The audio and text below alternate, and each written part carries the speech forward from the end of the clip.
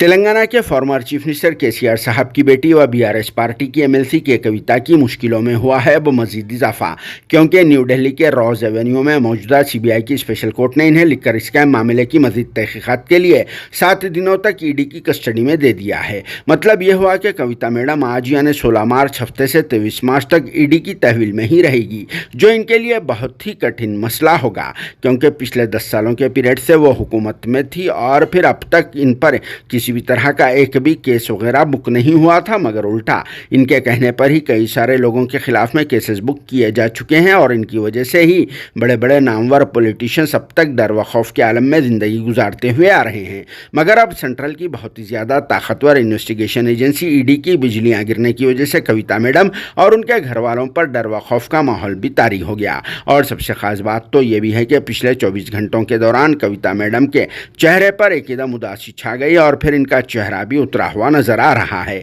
जिन्हें 16 मार्च हफ्ते को जब ईडी ऑफिसर्स की कस्टडी में सीबीआई के स्पेशल कोर्ट को ले जाया जा रहा था, तब वीडियो में कविता मैडम के चेहरे पर बहुत ही ज़्यादा मायूसी छा गई थी और फिर गुस्सा भी नजर आ रहा था। हालांकि अब तक इन 10 सालों के पीरियड में कविता मैडम की ऐसी हालत कभी भी नहीं देखी गई। असेंबली इलेक्शन में हार के बावजूद कविता मैडम को इतना बड़ा सदमा नहीं पहुंचा था जितना अब गिरफ्तारी के बाद से हो रहा है, जो पहले ही 15 मार्च जुमा की शाम से ईडी ऑफिसर्स की तहवील में है, जिन्हें पहली बार पूरी रात ईडी ऑफिस के प्रेमिसेस में गुजारना पड़ा, जिनसे लिखकर स्कैम मामले में सवालात भी किए जाते रहे, जिसकी वजह से इन्हें बहुत ही ज़्यादा अपसेट भी हो चुकी है। और इस मामले की वजह से कविता मैडम को बहुत ही ज़्यादा टेंशन भी हो रहा है और फिर इनके चेहरे पर अलानिया खौफ भी नज़र आ रहा है। और इनकी तरफ से senior lawyer Vikram Chaudhary court में हाजिर हुए थे, जबकि ईडी ऑफिसर्स की तरफ से एडवोकेट्स इनके मेहता और जोएब हुसैन कोर्ट में अप्रोच हुए और ईडी की तरफ से दाखिल की गई पिटीशन पर ऑनरेबल कोर्ट ने कविता मैडम को 7 दिनों तक पूछताछ के लिए ईडी की कस्टडी में दे दिया।